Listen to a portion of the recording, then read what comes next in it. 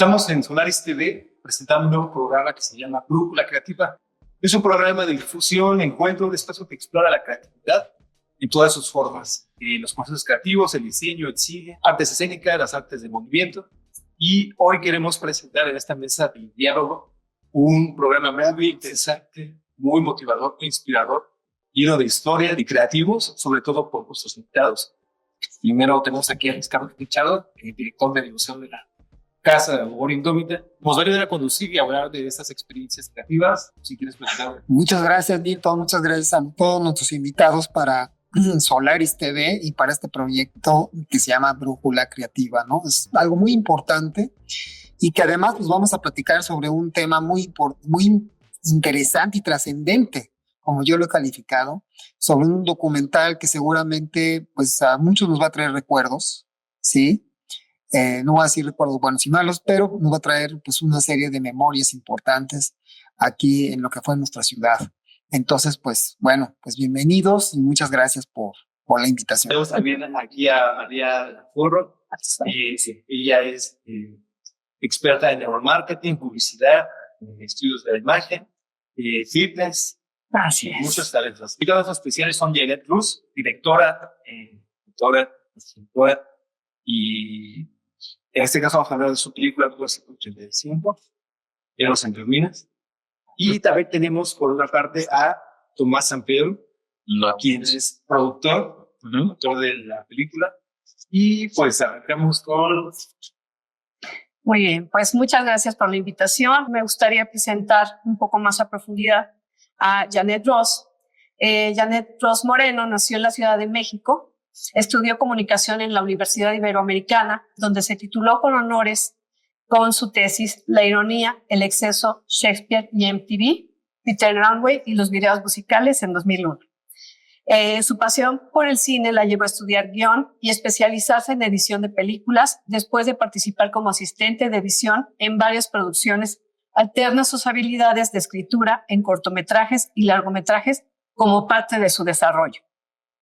Recientemente presentó el documental en largometraje 1985, Héroes entre ruinas, donde fue directora, productora, guionista y editora, y el cual ganó 3 premios, Pantalla de Cristal en el año de 2023 como mejor documental, premio especial Guillermo González Camarena Becerra Costa por valor testimonial y mejor animación, Motion Graphics, concepto narrativo.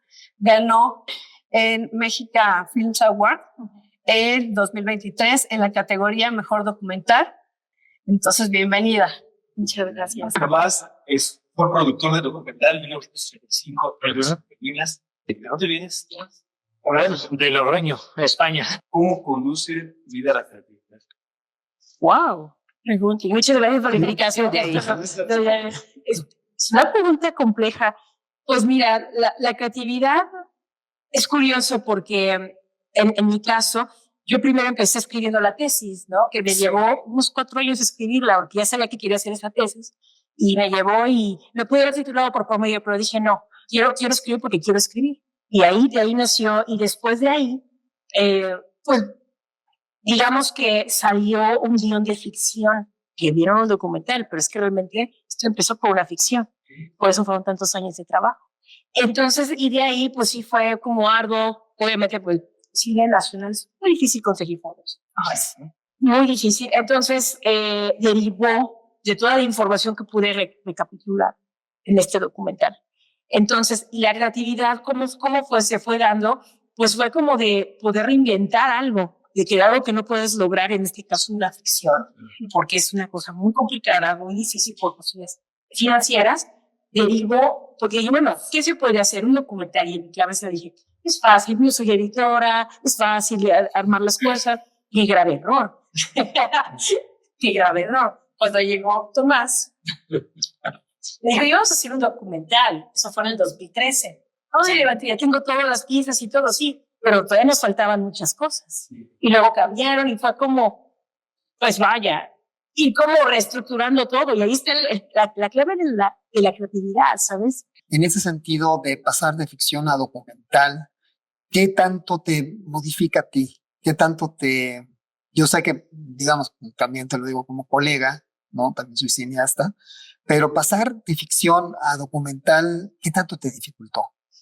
Fíjate que es que yo empecé, por ejemplo, en el cine, yo empecé en ficción, o sea, como que toda mi área, pero un personaje, un director de cine que me inspiró es Peter Greenaway, o sea, que por eso es mi tesis, pero curiosamente Peter Greenaway también empezó haciendo documental en Londres, ¿no? En el BFI, ¿no? En el British Film Institute. Él empezó así y luego ya hizo documentales, hizo ficción, combinó lo que es la ficción documental. Pero es curioso porque a mí me apasiona pues también escribir, o sea, y fue como un brinco. Yo no sabía como muy bien cómo hacer un documental. Cuando yo recién inicié, sí y no, mi tesis tal vez es un poquito como un pasaje documental, aunque en el 98 hicimos un documental de la Isla de las Muñecas. Todavía estaba vivo don Julián Santana, y lo entrevistamos, y es un documental como que todavía está vivo, es un documental que todavía se puede palpar y está también en YouTube, o sea, lo puedo buscar. Y eso es, porque además es como de quién es realmente Julián Santana, si realmente qué tenía en la cabeza, ¿no? No es como de espantos, no va por ahí, va más bien en la psique del personaje. Entonces, pero siempre me atraía mucho el tema de la ficción y empecé a escribir ficción y le fue muy bien a mi guión de ficción, ¿no? Pero sí, levantarlo ya es otra cosa. Y estar en contacto, por ejemplo, de ver el material, editarlo. Creo que la edición ha sido muy importante en este punto, porque un documental, la base del documental prácticamente es de edición. Y más que nada porque el tipo de documental, hay documental creativo y hay documental de guión. Los documentales de guión, pues ya no escribe, pero en este caso fue documental creativo, porque se iba escribiendo conforme lo que sacábamos de información. Será entrevistar a la gente, como calificar material y ver qué faltaba. Y luego, algo que nos cambió, fueron dos cosas que nos cambió el documental: el terremoto de Ecuador del 2016 y el terremoto de México del 2017. Y eso cambió la estructura completa del documental. De ahí yo creo que es la cercanía que puede haber como en ese cambio de ficción documental, ¿no? Me encanta que interconecta todos los elementos. La creatividad, eso es lo que en la experiencia nos lleva a tener algo nuevo, el tener todos los elementos y con eso crear algo nuevo. Entonces por ahí va. Y para Tomás, ¿cómo llegaste a ser productor? La vida da muchas vueltas. Mira, hace años me hubieran dicho, ¿vas a ir a México? Me hubiera quedado como de, ¿es esto? ¿Qué me estás pasando? Yo llegué para hacer incluso a México, o sea, en el 2012 yo estaba en Brasil, ¿vale? Estaba en Brasil en un parque eólico y yo solo estaba pensando en cosas de molinos. La cosa estaba un poco achuchada en la empresa, que hasta el punto que tuvieron que despedir a unas 500 personas. O sea, fue un despido masivo. Y me llamó mi jefe en aquel entonces y me dice que estás nominado, ¿no? Y después, ¿y ahora qué hago, no?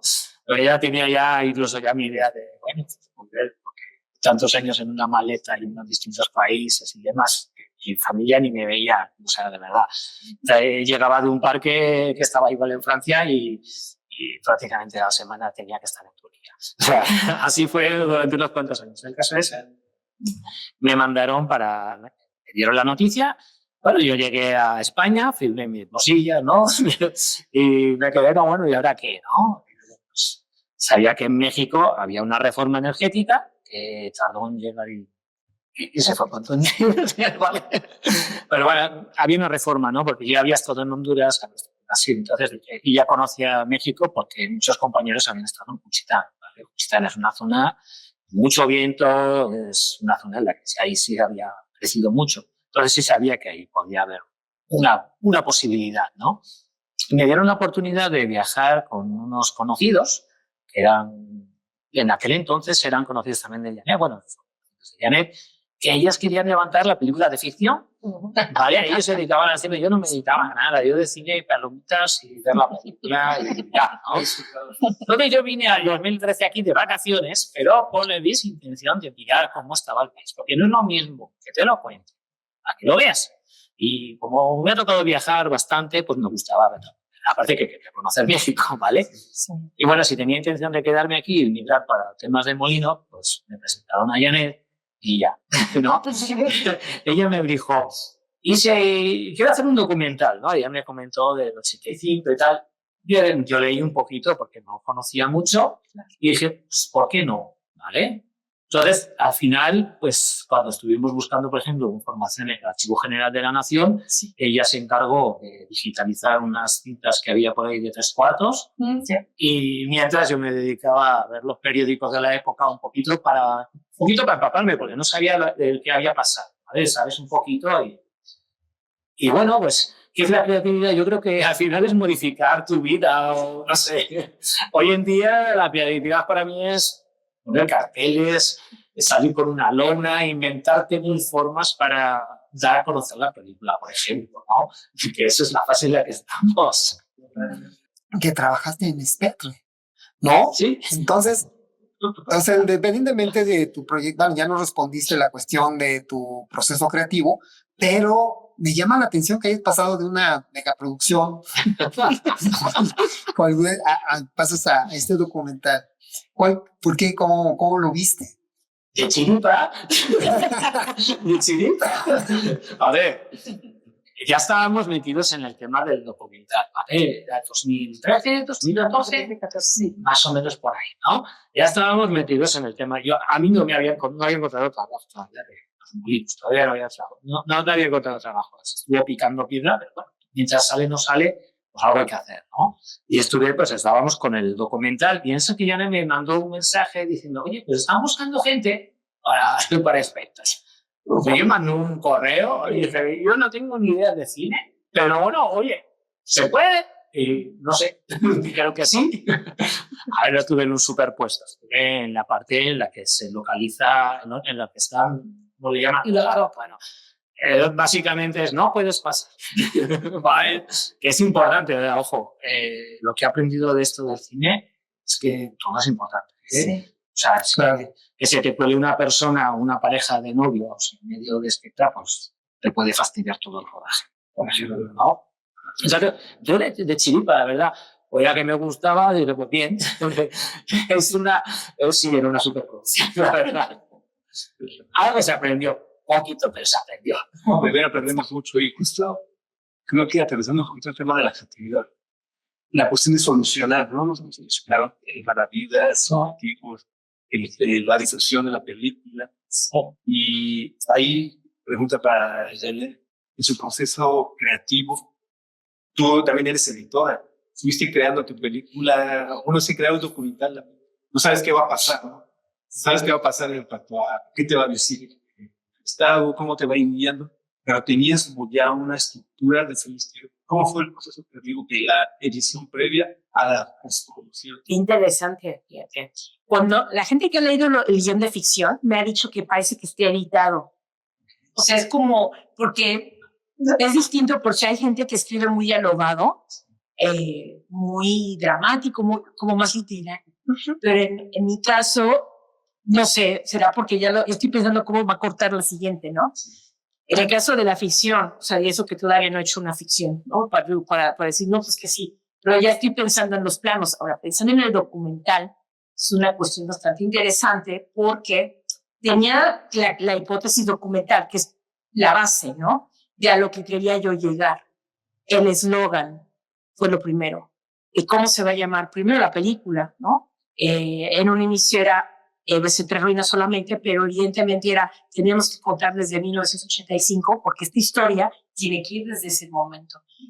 Y de ahí brincamos de Eres Entre Ruinas a levantar como toda la información, las entrevistas, y yo tenía como claro hacia dónde quería llegar con el triunfo de la gente sobre la devastación. O sea, el eslogan fue como la siguiente parte, ¿no? Que eso fue fundamental porque dices, ¿qué fue en 85? ¿Qué fue el 2017? Bueno, eso fue después, pero en su momento, ¿qué fue el 85? ¿Qué estamos viviendo? Los topos llegaron después, por ejemplo, en el documental, porque nosotros nos fuimos a grabar lo del huracán y el Manuel y Ingrid en el 2013, la tormenta tropical, que también en Docoyuca, que bueno, nos tocó esa parte, ¿no? Entonces, fue como entender como todo el proceso de lo que es un desastre. pero es entrar a las entrañas, tal cual, de lo que es un desastre. Es decir, el desastre es algo que te puede cambiar, ¿no? Súbitamente y tarda en recuperarse la gente. Y es entender ese proceso para poder lograr el documental. Entonces, ¿qué mejor ejemplo que fue el 85? Yo te preguntaría algo, Janet. Yo imagino que tú eras pequeñita cuando eso sucedió, Sí. ¿no? Y tal vez la memoria de un niño muy pequeñito, ¿no? Porque mi hijo es también más o menos, o sea, tenía 3 años cuando sucedió todo esto, pero entonces ya no hay una memoria muy clara, ¿no? Hablando precisamente de este sitio, ¿no? De la memoria. Pero, ¿tú qué sentiste en el momento de tomar estas cintas de 3/4, de empezar a ver este material ya que se grababa en aquel entonces? Uh-huh.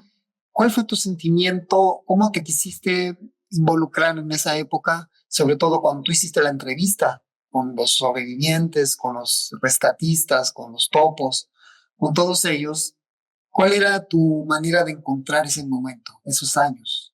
Ok, yo cuando era pequeña, hay que pensar por ahí, digo, yo vivía en la escalera que estaba en el no se sintió y fue, les voy a contar cómo lo sentí yo, porque mi abuela me tuvo que dejar sola porque mi hermana pequeñita estaba en el segundo piso de la casa y fue a sacarla y yo me quedé sola viendo cómo se movía el camión. Yo cuando lo sentí, no lo sentí fuerte porque donde vivimos tenemos la fortuna que no se siente tan fuerte, ¿no? Cuando tienes 7 años, no dimensiono lo que va a pasar, ¿no? Sabes que te daba miedo y me dio miedo quedarme sola, así medio solita, viendo cómo se movía todo. Después ya llegó mi abuela por mí y prendimos las noticias, ¿no? Y se dio todo el desastre. No sabíamos nada. O sea, en mi caso yo no sabía y es algo como muy fuerte porque me acuerdo muy al día siguiente tembló y yo entré en shock. Mi hermano tuvo que dar una cachetada. Sí, porque yo entré en shock porque estaba allá arriba. Pues imagínate, 6 años, me queda sola. Y dices, ¿qué va a pasar, no? Porque ya viste todo lo que pasó alrededor, aunque no lo viviste, no lo viste caer, excepto el Sears. Uh-huh. El Sears, que es Los Zacayetán y Zacayetán, Los Ángeles de Zacayetán, que mi madre sí los vio en vivo cuando se cayeron. Ella iba pasando porque fue a dejar a mi hermano al Tepeyac, justo mi hermano iba en el Tepeyac, lo fue a dejar y se regresó y vio cómo se desplomaban junto a ella los Ángeles de San Cayetano. O sea, son recuerdos que eso me contó mi madre, ¿no? De eso. Luego todo lo que vi en la televisión. Pero lo que también me marcó es el tema de mi padre, porque mi padre no vivía con nosotros, pero vivía en la Álamos, ¿no? Entonces su hermana se quedó entre los escombros junto con su esposo y su nene. Entonces él se metió a los escombros. Eso a mí me llegó por información por él. Él en algún momento lo contó, mi madre también me contó algo. Entonces él sí se metió a sacar a su familia. Mi tía sí salió viva, pero falleció su bebé y falleció su esposo. Su esposo creo que era palestino, recién llegado a México, porque somos de origen libanés. ¿Sí? Entonces digo, por esa razón, ¿no? Entonces fue una cosa muy fuerte y toda esta historia realmente nace, la ficción sale porque la gente tiene que superar esta situación por medio del arte. Me preguntan de la creatividad, ¿no? Creo que tiene que ver con eso, como poder saldar como esta situación histórica, este desastre y de cómo conllevarlo al arte, porque es muy triste ver a la gente que sigue sacando la foto de su nene o sea, de su familia en la cartera, ¿no? Y que no hayan podido como sacar eso, es tremendo. Entonces de ahí salió como esta idea de, bueno, pues por medio del arte. Y evidentemente, bueno, ya después de todo lo que pasó, de que es muy difícil levantar la ficción, pero estuve entrevistando al doctor Chávez, ¿no? Que es como, fue nuestro maestro en esto, porque el doctor Chávez fue quien sacó a los bebés milagro del Hospital General de México con los franceses, ¿no? Él llegó, si les cuento de cómo llegó, van a sorprenderse. Fue como casualidad, las cosas que pasan cuando se empiezan como que a concatenar todos los hechos, ¿no? Que me pasó cosas maravillosas. Estaba la que era mi productora en ese momento de la ficción, ella es de Tijuana, me habla por teléfono y me dice, oye, Janet, me están haciendo las uñas. Le digo, muy bien, qué bueno que te estén haciendo las uñas, ¿no? Oye, pero es que me dice que ella conoce al doctor Chávez que sacó a los bebés milagro del Hospital General. y me pasó su teléfono y te lo paso. Y dije, como que dije, bueno, total que entonces ya fui. Entonces fui al Hospital General, hablé con el doctor, le digo, oiga, doctor, me dijo, sí, ven. Y ya voy al Hospital General. El doctor todavía estaba en la parte de protección civil porque después pasó el Fobiste y él se jubiló del Hospital General, ¿no? Y entonces me empieza a enseñar y la primera imagen que tengo del doctor Chávez, que es muy chistosa, es su coche. Pero es que no es cualquier coche. Es un coche lleno de polvo. O sea, es que acababa de hacer un entrenamiento de protección civil porque ya vieron cómo hacen sus entrenamientos. Son intensos, ¿no? No sé dónde se metió. Pero el coche estaba totalmente café. ¿Quién era inmediatamente? Sí, no, me lo enseñó y me empezó a decir lo que pasó en el general, como me empezó a enseñar, no, mira, este era el ginecobstetricia, así quedó. Todavía en ese momento no dimensionaba qué es lo que había pasado bien, pero claro, después entiendes que cayó como sándwich, ¿no? Entonces realmente eran las losas sobre losas, por eso parecía que estaba al ras del suelo, pero es que estaba todo adentro de la tierra, ¿no? O sea, una situación muy difícil en el general, ¿no? Y poco a poco fue como dándome información, esto fue en el 2007, 2006, 2007, estamos hablando de años, ¿no? Y ya lo empecé a entrevistar, fui pues a su casa, ahí luego pasó al Fobiste, fue coordinador de protección civil en el Fobiste, y ahí hicimos muchas pláticas, me contó exactamente cómo fue el tema de los bebés milagro, ¿no? Porque hay mucha desinformación acerca de eso. O sea, hay bebés, sí, muchos bebés milagro, efectivamente, hay como, no sé, 13, 14, y de distintos hospitales, eso es cierto, ¿no? La situación con el general fue la forma en la que los encontraron. Primero la duración y luego la forma en que los encontraron, que estuvo aplastado como sándwich. En el Juárez fue ligeramente más sencillo, aunque tiene su complejidad porque estaba de pie y se veían los cuneros y pudieron adentrarse, ¿no? Fue ligeramente más sencillo, pero el otro, pues sí hubo que meter maquinaria porque tenían losa sobre losa sobre losa. Entonces, eso después de años después ya entendí cómo era la situación de cómo se caen los edificios, toda esta situación, ¿no? Pero luego pasa el tiempo y todavía pues nos faltaba el material de archivo, que es, digo, tengo que decirlo, es muy caro. Es muy caro y fue muy difícil encontrarlo. ¿Ah? Es una caja sorpresa, ¿eh? No tienes que pagar un seguro, fue todo un tema. Entonces, de ahí hicimos como la parte previa de la investigación, pero ocurrió algo maravilloso. En el 2018. No, 2019. No, fue antes. Vamos a la Berlinale, 2015-16. 2015-16, creo que fue en el 16. No fue. Bueno, fue por esas fechas, no recuerdo bien. Habría que buscar el correo. Vamos a buscar el correo. Para esto habíamos tenido un entrenamiento, bueno, más bien una presentación con el doctor Chávez en el Fobiste, acerca de protección civil. De ahí conocimos a personas que se dedican a los perros de rescate, ¿no? Entonces de ahí nos dijeron, de hecho el licenciado Machorro, si mal no recuerdo, dice, François Rostolán, es el que hizo toda la teoría de entrenamiento de perros. Él es el que vino a México, o sea, y le digo, ok, entonces, bueno, dije, lo voy a buscar en internet y le mandé mensaje. Y de pronto no me contestó él directamente, pero estábamos en la Berlinale justo moviendo el documental, en el mercado de la Berlinale. Recibo un correo muy raro, ¿no? Que me dice, nosotros tenemos material del terremoto y además en francés. ¿Era en francés o en inglés? Sí, no, se escribió en inglés, pero hizo la traducción no sé en dónde, pero con Google. o sea, como, entonces, o sea, todavía existía, ¿verdad? Sí.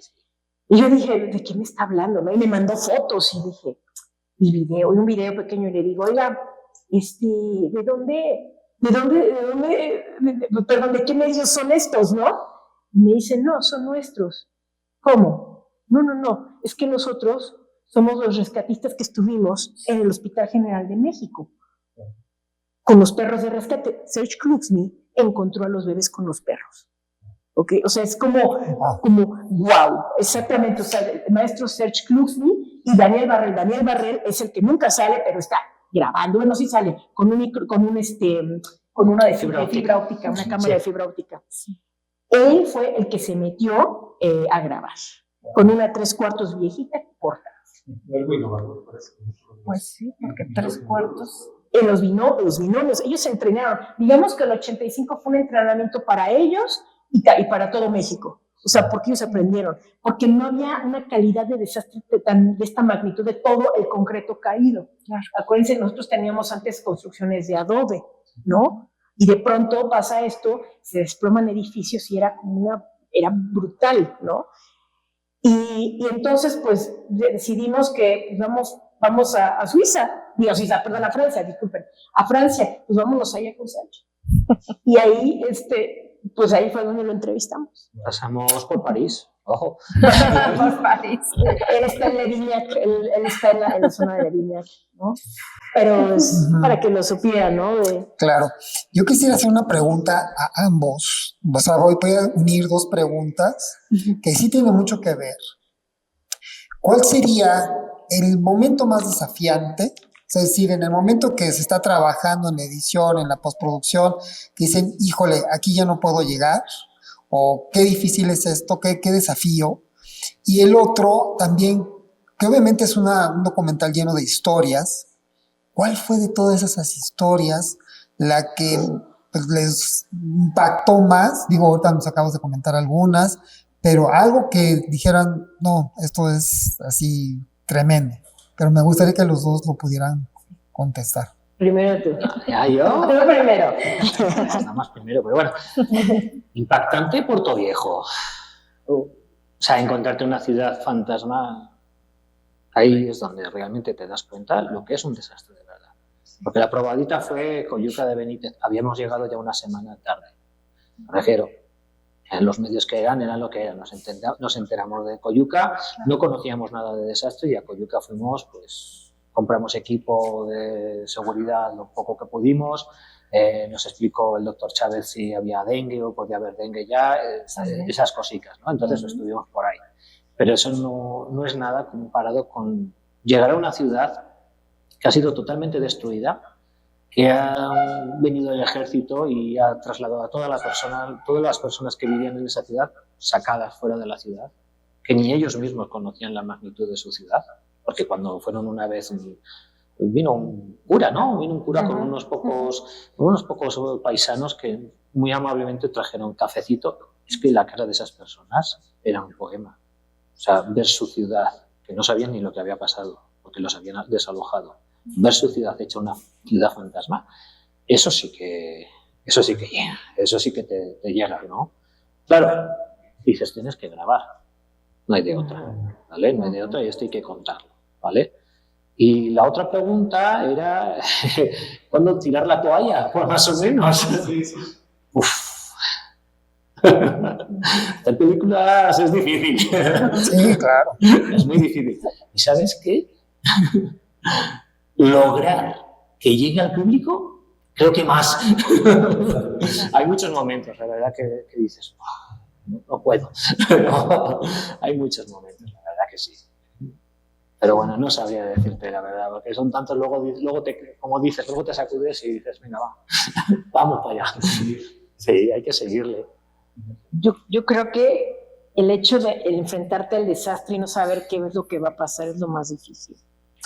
Porque, por ejemplo, ahorita que retomas lo de Coyuca y de cómo fuimos y luego Ecuador, primero no sabíamos nada de qué teníamos que llevar y fue decir, ¿qué tenemos que llevar?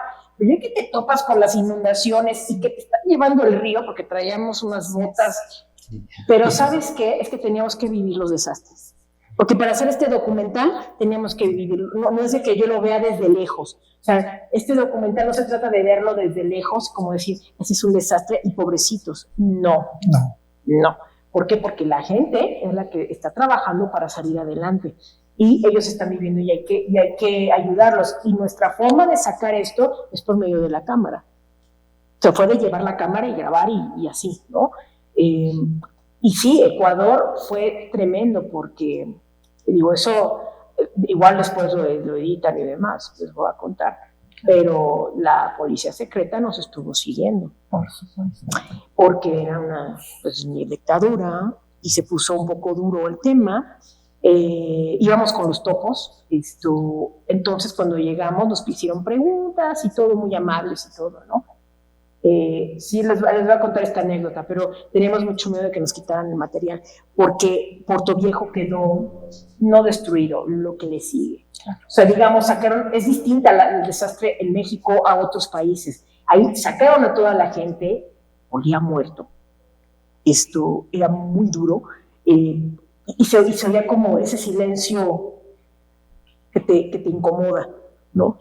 Es un silencio que te incomoda y que no sabes ni qué está pasando. A veces se acercaba gente como de, es que no puedo entrar a mi casa porque el ejército nos sacó. La forma es muy distinta, ¿no? Los topos, estuvimos también siguiendo ahí a los topos aztecas, estuvimos como dando, ¿no?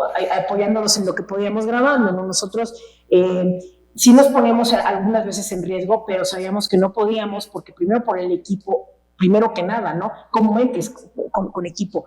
Hubo un momento que sí, por ejemplo, en Oaxaca, que fuimos a Oaxaca también, que empezó a temblar y nosotros estábamos adentro de una casa dañada en Juchitán. Entonces, estábamos con la doctora Patti y que casi se nos cae la casa. Entonces, son cosas que uno a veces no lo piensa, pero tenemos que grabar porque esa es como nuestra labor, ¿no? Y bueno, para recordando esto al final de lo del material de Ecuador, al final cuando nos salimos del aeropuerto, estaba la policía secreta. Y nos habíamos cambiado de ropa, nos habíamos puesto todo, cambiados totalmente porque llegamos de rescate, ¿no? Con ropa de trabajo. Y antes de abordar, yo, ¿cómo están? No sé qué, no, muy bien. Obviamente, unos días antes habíamos subido lo que podíamos por internet. Claro. El respaldo. Sí, lo más que pudimos, porque... Por correo. Y lo poco porque no había mucho internet, porque estaba destruida. Bueno, estábamos ahí en Guayaquil, Puerto Viejo está ahí cerquita.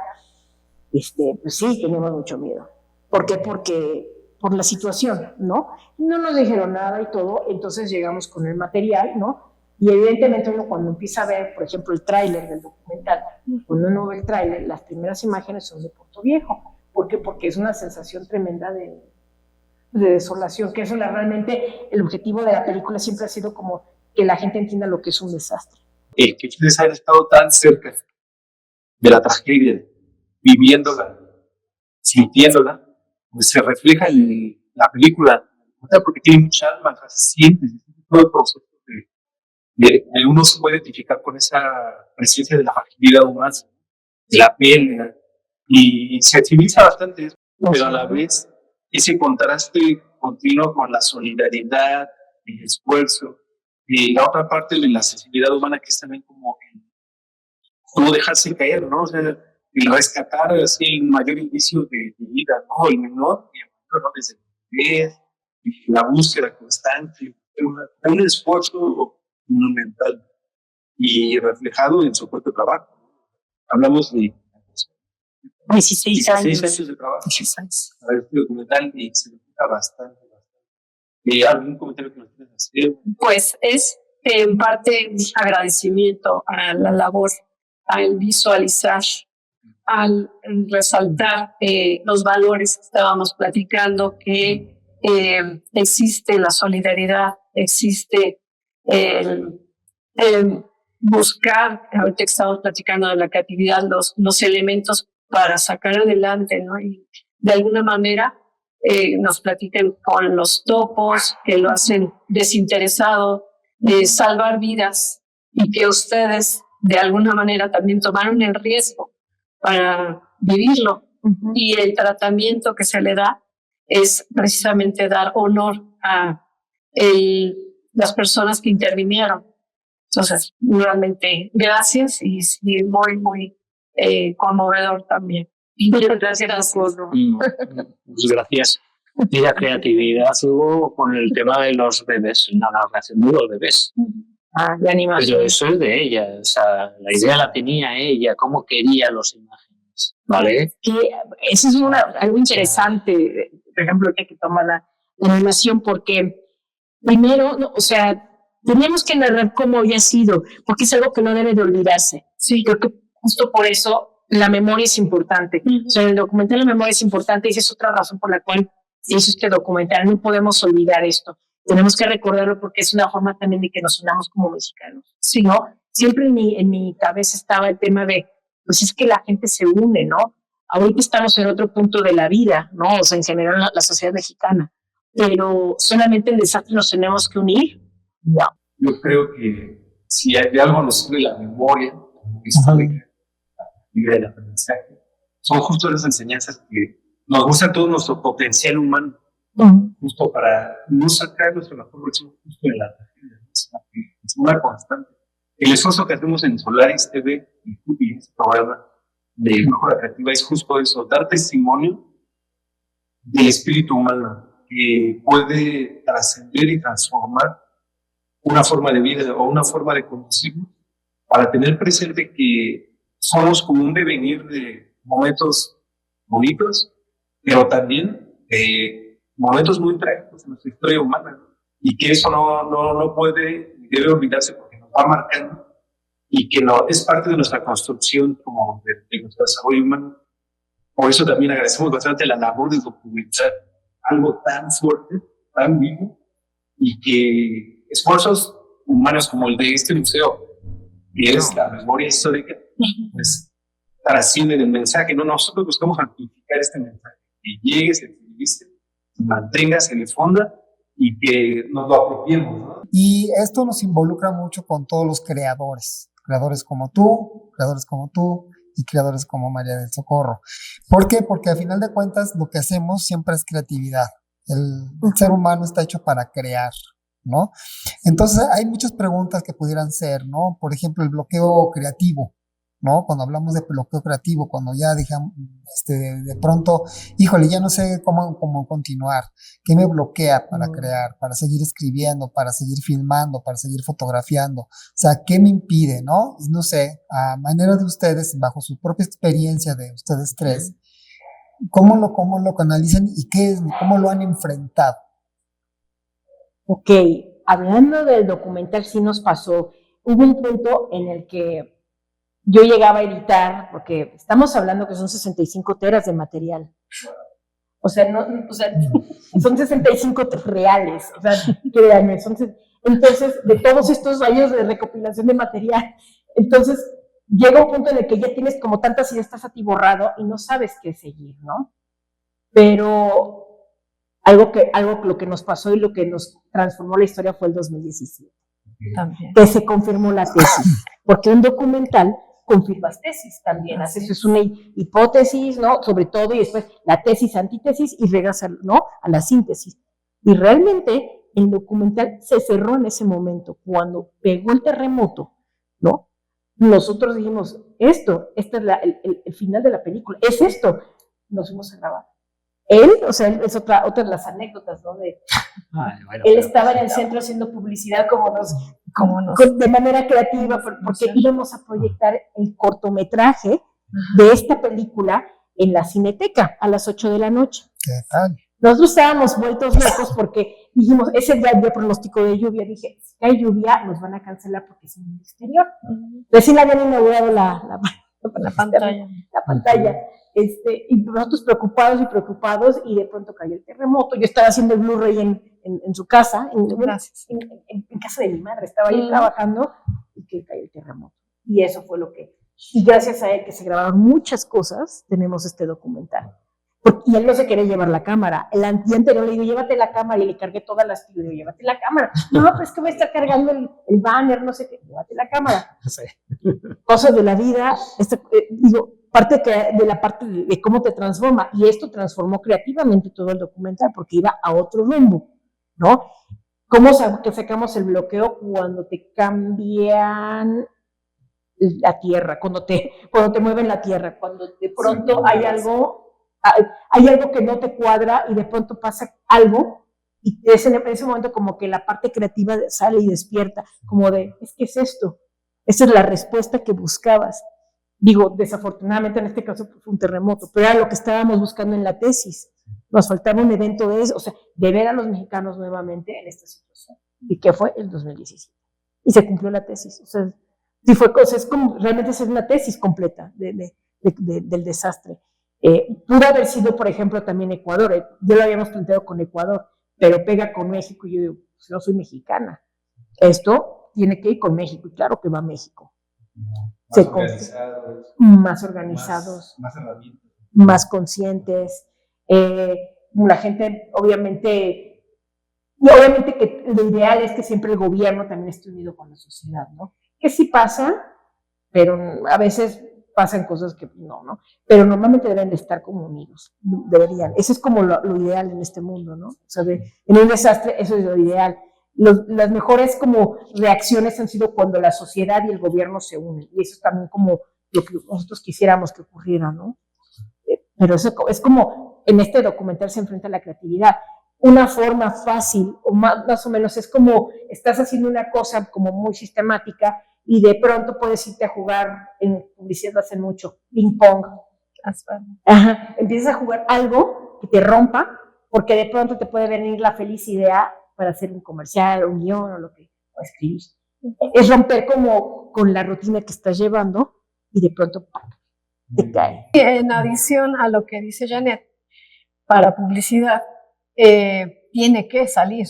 Entonces, al ser forzado, se bloquea completamente. Entonces, ¿qué es lo que uno hace? Movimientos, hay ejercicios, concentración, respiración para que llegue ese momento eureka, ¿no? El clic. Y eso tiene que ver mucho con la interacción. ¿Qué es lo que está pensando en ese momento?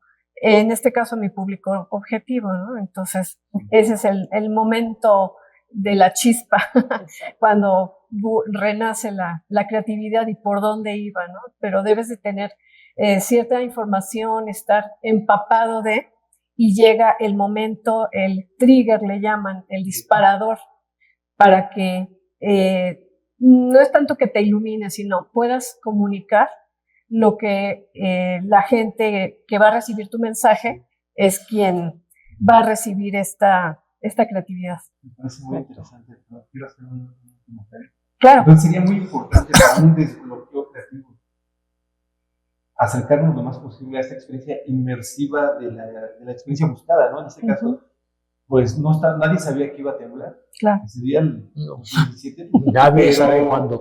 Pero de cierta forma ya estaban como previamente inmersos en el tema, lo estaban documentando, lo estaban trabajando. No lo estaban buscando que sucediera, pero estaban listos para cierta experiencia, ¿no?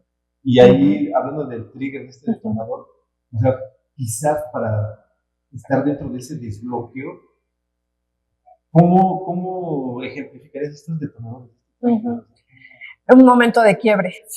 Sí, un momento de quiebre. Este punto de enfoque de esta visión. Es correcto. Realmente está uno empapado en el tema. Sí. Estoy hablando de una manera general. Sí.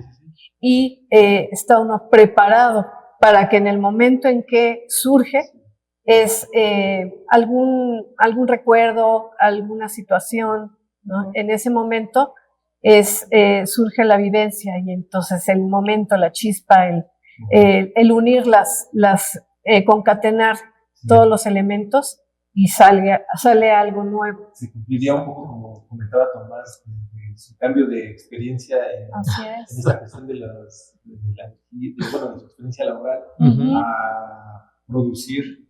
¿Qué nos aportarías en este sentido de la pregunta que hace Carlos?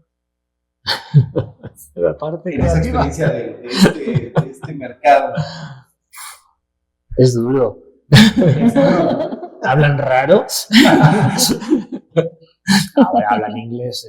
Yo el inglés lo manejo poquito, ¿vale? Aunque he viajado mucho, pero al final uno aprende que los chinos hablan inglés a lo chino, los egipcios hablan inglés a los egipcios, o sea, yo hablo inglés a lo español y adiós, gracias. La idea es comunicar. A ver, comunicarte es complicado y es la clave, ¿vale? Pero sí, el mercado es duro y sobre todo cuando te dicen de repente, y a un noruego, ¿qué le puede importar lo que pase en México? Que te rompen totalmente los esquemas porque eso no estás preparado para responder a algo así. Entonces, claro, es un mercado muy competitivo. Y luego también cuando te dicen, es que esto no vende. Sí. Esto no vende. Porque en México, desgraciadamente, perdonad, pero parece ser que de México solo interesa que narco, violencia, asesinato de mujeres, corrupción, vamos, lo mejor de cada casa, ¿no? Vamos a ver, que yo llevo 11 años aquí y sí ocurren esas cosas, claro que ocurren estas cosas, no puedes obviarlas, claro que hay que hablar de estas cosas, claro que es justo y es necesario y es obligatorio, que es obligación denunciarlo, pero si solo hacemos eso y no mostramos la otra cara, es como regodearte en el barro, es como no querer salir, es como si no quisieras salir, ¿no? También, oye, cuando alguien hace algo bueno, hay que decir, oye, lo hacéis bien, y lo hacen muy bien. En la Berlinale te venden esto, o sea, era eso, de México es esto. Bueno, a ver, México es esto, sí, y en China hay esto. Lo que pasa es que no se ve. Y en Alemania, y hay sitios, por ejemplo, yo me acuerdo que estuvimos de fiesta, es otra cosa, ¿no? Estábamos trabajando en Verdún, me acuerdo que me tocó estar en Verdún, y de ahí nos íbamos de un poquito de fiesta cuando teníamos algo de libre, pues a Colonia, que lo teníamos al lado, ¿no? Y es Alemania, es Colonia y tal. No sé qué pasó, que estábamos de fiesta y nos metimos en un local, nosotros estábamos a nuestro rollo, pero luego te das cuenta que te metiste en el local equivocado. Era un local neonazi. O sea, y ves que tenías ahí al lado unas personas de color, ¿no? Que estaban también a su rollo y ahí es cuando ves que dices, ostras, ¿sabes qué? Vámonos de aquí. Vamos. Esas cosas suceden, pero no se cuentan. De Alemania, que se sabe, son súper perfectos, a no ser que hablen de la Segunda Guerra Mundial, que tampoco está, oye, que no tienen la culpa, nuestra sobrina alemana no tiene, que tiene que 11 añitos, 12 añitos, no tienen ninguna culpa ni nada que ver con esas personas, ¿no? Pero eso, a lo que voy es que se está mostrando siempre, porque es lo que vende. Creo que es la parte más dura, que te digan, esto es lo que vende y a mí que me importa, ¿no? Te aplasta un poco moralmente, pero realmente al final dices, lo bueno y lo malo de ser independiente es que dices, no tengo nada que perder. O sea, vamos para adelante. Los constantes rechazos. ¿Cómo manejar esa energía, ese rechazo? ¿Cómo darle la vuelta? ¿Cómo resignificar? Hablando de la misma experiencia de trabajo documental, o de cómo redireccionarnos de una experiencia laboral a otra, o de constantes proyectos que se nos caen. Nosotros tenemos una experiencia de que trabajamos 1 o 2 años en una preproducción de una película, se cae un proyecto, pero ¿cómo manejar ese duelo? ¿Cómo resignificar esa situación? Yo aproximadamente de proyectos que he metido al INCINE, sí he tenido proyectos, tengo como 22 rechazos. Y yo creo que por eso, yo creo que llega un punto en el que te haces una coraza. Yo creo que va por ahí, porque este proyecto, el documental, miren, la ficción al principio empezó bien y después nadie quiere invertir, obviamente, pues es más difícil, es una película cara, ¿no? Y este documental, lo mismo, la Berlinale, ¿y ustedes quiénes son? ¿De parte de quién vienen? Para poder entrar a bueno, esas cosas, ¿no? ¿Cómo habéis venido aquí? ¿Cómo llegaron aquí? Que me han preguntado. Entonces, es cuando son como trabas. Y otro punto importante, y que es en mi persona, que soy mujer. Que nadie se esperaba una película de desastres de una mujer. Es algo real, les cuento porque es algo duro y es el rechazo como de ¿y tú qué? ¿No? Ahora, la situación es, de hecho, el mundo del rescate de hombres. O sea, hay mujeres, esto se los cuento cómo es la realidad, el tema del rescate de hombres. ¿Por qué? Porque sí se necesita fuerza, aunque hay muchas mujeres y que también lideran muchas cosas, pero convivir es difícil de esa manera, ¿no? Son personas que siempre han estado acostumbradas a trabajar con hombres y tienen formas de trabajar con hombres. Es como, entonces, y obviamente yo en mi vida yo siempre he trabajado con hombres, desde que estoy en cine me he dedicado a trabajar me han tocado siempre equipos de hombres, estoy acostumbrada a trabajar con hombres, pero las sociedades de ahora son difíciles que trabajen o sea, que sea de esa manera, ¿no? O sea, es como, ahorita ha cambiado mucho la sociedad, ¿no? Entonces una traba que yo sí me topé mucho fue ese hecho, de que no daban crédito, de que de cómo vas a levantar tú esto, ¿no? O sea, y sí, fueron rechazos entre que seas mujer y entre que pues, no te ven capaz, o oye, no te falta experiencia, o eres editora. Le digo, sí, pero yo tengo muy claro que quiero dirigir. O sea, yo digo, llevo 23 años editando. Ahorita soy hasta maestra ya de edición, pero va a llegar un punto en el que la edición va al lado, editaré mis proyectos, pero realmente ya me voy a centrar. De hecho, mi último proyecto está ahorita en Morelia, se llama Perseverancia, del director Juan Carlos Martín. Ese documental lo edité yo. Y yo creo que va a ser mi último documental que voy a editar. Muy pesado. Es muy duro, ¿no? Pero es eso, de que uno tiene que llegar a un punto en el que tienes que decir ya, hasta aquí, este es como el momento, tienes que pasar a otra cosa. Tienes que decir, esto es lo que es mi camino, ¿no? Y los rechazos te van blindando y te van poniendo corazas porque pues sí, que te digan los distribuidores, esto no vende, esto no vende, esto no vende. Y ahorita, desafortunadamente, el cine nacional no está en el mejor momento, no estamos bien parados, nadie, o sea, hablo en general. Entonces, sí se distribuye en la Cineteca, pues sí, pero no es una distribución en salas, por cuestiones políticas, por lo que ustedes quieran. Pues es la realidad, entonces eso nos va minando. O sea, para que hacemos una pregunta para terminar, que es también una pregunta para ustedes tres. El futuro que nos viene ahora como creadores es bien importante. Es un futuro, algunos dicen promisorio, otros dicen que es incierto, otros lo llevan hasta el desastre, sobre todo cuando estamos enfrentándonos a la inteligencia artificial. Entonces la pregunta sería, ¿cómo ven afectada la creatividad, al menos en la manera personal, en el futuro? O potencial, ¿no? Ok, bueno. Yo les voy a ser honesta, yo sí he tomado cursos de inteligencia artificial y estoy como muy al tanto, incluso para este documental que me tocó editar. Me tocó también usar el Topaz, que es inteligencia artificial para retocar imágenes y escalarlas, o sea, es un programa muy bueno. Y sí te abre las puertas a la creatividad también, porque hay que también saber meter cómo vas a invocar como el comando, ¿no? Para que te quede bien algo, ¿no? Hay otros programas, por ejemplo, el Runway, está el Mid Journey, está el ChatGPT, ¿no? Todas las herramientas, pero bueno, les voy a contar una anécdota con el ChatGPT. Estoy dando clase a mis alumnos de edición. Pero no lo vean, porque estaba con esa edición y me entregan su tarea que era sobre Griffith, si mal no recuerdo. Era sobre Griffith. Y de pronto me empiezo a leer y empiezo a ver que está un poco extraña la escritura. Como es que se parecen todos, como que la escritura, ¿no? Como que esto no lo escribieron ellos. Y yo me metí entonces a un programa para detectar plagio. Sí.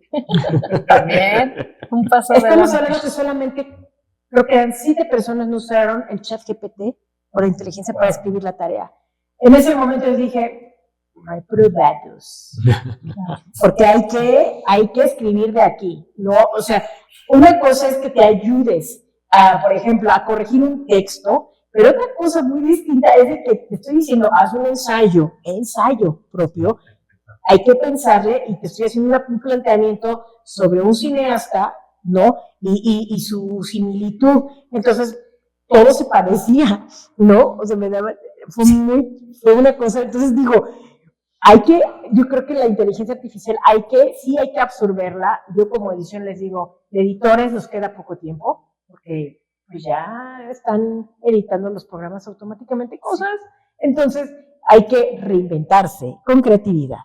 Creo que hay que reinventarse, pero eso sí, siempre, si vas a usar la inteligencia artificial, tienes que usar la cabeza de cómo hacerlo, ¿no? Para crear.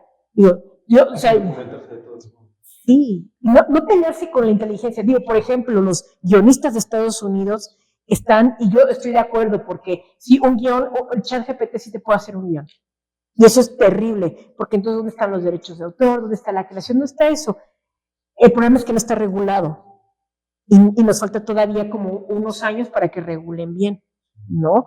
O sea, les voy a contar otra historia. Estaba yo en una conferencia en el centro justo sobre inteligencia artificial. Y había, creo que era un músico, pero también era programador, y había una abogada especialista en derechos de autor y el tema de inteligencia artificial. Y me llegó tanto lo que dijo el músico, porque él también es programador de inteligencia artificial, y dijo algo que me dejó fría. No nos van a poder frenar. Eso creo que dice todo de cómo va el mundo. Entonces, y la abogada obviamente dijo, no, sí te, o sea, como diciendo, sí te voy a atrapar.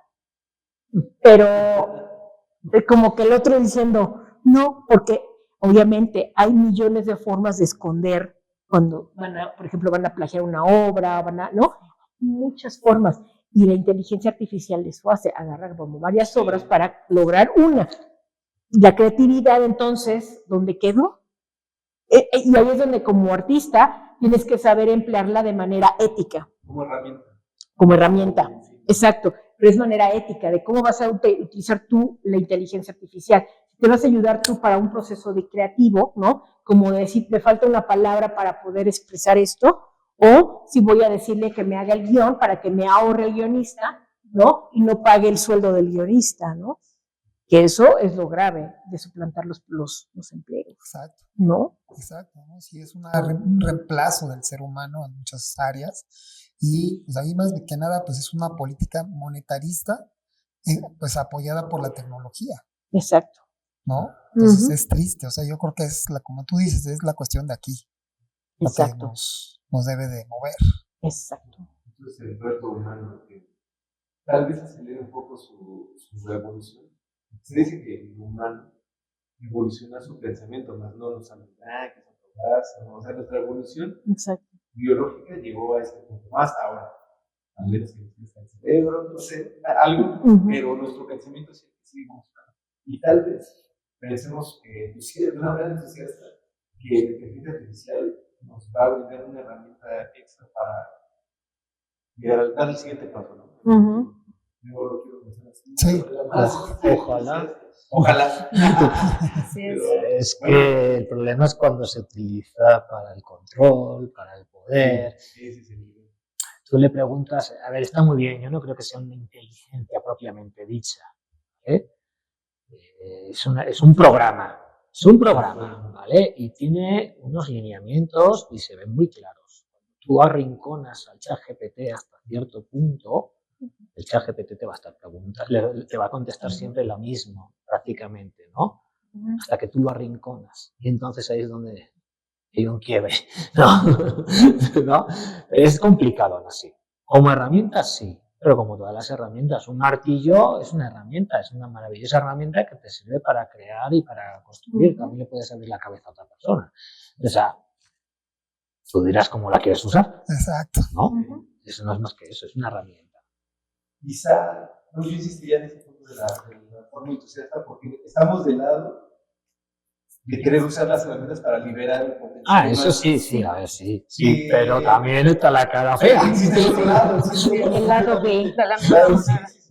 Y ese lado, justo a lo mejor nosotros como sociedad, como comunidades en construcción, como humanos en desarrollo creativo, queremos fortalecer la idea de que se puede. Y está muy bien, la verdad que es eso. Realmente son herramientas, ¿verdad? Si es verdad que da miedo, pues pueden dar miedo, pero es que son cambios, más que nada da miedo igual porque son cambios muy rápidos. Podría compararse con la industrialización a gran escala que sucedió a principios del siglo XX, ¿no? Exacto. Entonces, bueno, pues por ahí van. Ajá, el punto clave tal vez sería como sociedad el poner las reglas claras. Sí. El legislar realmente va muy rápido, haciendo adición al comentario de Tomás, pero en la escuela lo que se les pide es precisamente que haya un diferenciador en los trabajos, ¿no? Que no sea lo mismo. Existe creatividad al momento de programar, de hacer el prompt, y entonces utilizarlo como herramienta y hacer su cita APA para que veas tú el diálogo que están haciendo, para que no sea un simple copy-paste, sino que realmente a partir de la herramienta surja algo nuevo. Entonces sí creo que va un poquito hacia la regulación para que no quites tantas fuentes de trabajo y sea de alguna manera comercial o que se pueda difundir. Cerramos el programa, ¿verdad? Dándoles pues un agradecimiento muy especial. Creo que ha sido una reflexión, puntos de reflexión muy importantes de todos nosotros al respecto, sobre todo el trabajo que han hecho todos ustedes, ¿no? Sobre todo con este documental, lo tengo que decir, me hizo llorar. Sí. Y además, sobre todo, cuando se hicieron esas animaciones con el rescate de los bebés y todo eso, fue una narrativa muy especial y muy directa. Y creo que eso nos ayudó muchísimo a entender este proceso que algunos de nosotros lo desconocíamos, a pesar de haberlo vivido, sí, pero que nos remitió efectivamente a muchas cuestiones. A mí sí se me escurrieron las lágrimas, pero también en la apreciación de ese trabajo, ¿no? O sea, en la apreciación de ese trabajo, un documental, pues yo creo que de los que se hicieron en el 85, yo creo que sí le doy un plus a este documental, de verdad, muy bien hecho, muy bien estructurado y muy bien rescatado, ¿verdad? Sí, una muy buena memoria y creo que pues funciona bastante bien para lo que es el objetivo de este programa de Brújula Creativa, que precisamente es traer creadores como ustedes. Muchas gracias por esta invitación, sobre todo, bueno, el tema de la animación. Un abrazo a Julio y a Temor Volta, bueno, es Martín Hernández se llama, que son los que hicieron la animación para poder lograrla, ¿no? Porque tiene su... Sí, tiene un plus. Tiene mucho su complejidad y sí, para nosotros fue difícil también como entender cómo estaba puesto en el rescate, pero eso fue con todas las entrevistas, ¿no? Él también dibujó un poco. Bueno, para que no sea creativo, dibujó un poquito ahí para enseñarle a Martín cómo era. Con tantas cosas. No te creas, no. O sea, hubo creatividad para sacar esto. Bolitas y palos, o sea, bolitas y palos. No. Y ahora, y seguir moviendo el documental, creo que va a ser muy importante que llegue a donde tiene que llegar. Ya estuvo pues en festivales, en el DOCS, en el de Chica, también en Pantalla de Cristal, pero creo que tiene que llegar más lejos, porque la idea es que la gente no olvide. Entonces, como, al menos mi objetivo ahorita también, ¿no? Como a corto plazo es moverla hasta donde tenga que llegar la película, ¿no? No, bueno, yo estoy muy agradecido, la verdad. Me encantan estas cositas. A mí me gusta chacharear y charla. Sí, soy español, o sea, eso forma parte de nosotros. Vale, hablar mucho y pensar poco igual. Una detona otra. La verdad es que sí, estoy contento, pero ¿qué nuevos retos? No sé. Cuando ella quiera. Es lo que decís aquí, como de tú dices rana, yo salto. Bien, excelente. Ok. Pues con un agradecimiento total, qué bueno que se resalten estos temas, que creo en el ser humano, creo en sus valores, los buenos somos más. Entonces, darle, insistir, no claudicar. Y la inteligencia, cuando se divierte, es creatividad. Muy bien, claro. Gran mensaje. Pues cerramos este programa con estas ideas tan inspiradoras, tan motivantes. No queremos claudicar, queremos insistir en este proceso creativo y queremos amplificar el mensaje del trabajo, del esfuerzo, de la dedicación y sobre todo de crecer y poder fortalecer una comunidad creativa. En realidad estamos aquí todos entre colegas, colegas de esfuerzo, de creatividad, de cine, de imagen, de animación, de edición, y eso es lo que queremos expandir. Entonces, les agradecemos mucho su presencia, que nos compartieran estas experiencias, y nos quedamos muy contentos. Muchas gracias. Y en otra oportunidad igual podemos y queremos, si ustedes gustan, hablar de más temas de creatividad, de inspiración, de procesos creativos, de edición, de animación, motion graphics. Aquí la brújula creativa nos va a orientar y nos va a llevar a donde tenemos que llegar, que es Así es. Centro creativo. Exacto. Así es. Pues un aplauso para todos nosotros. Muchísimas gracias.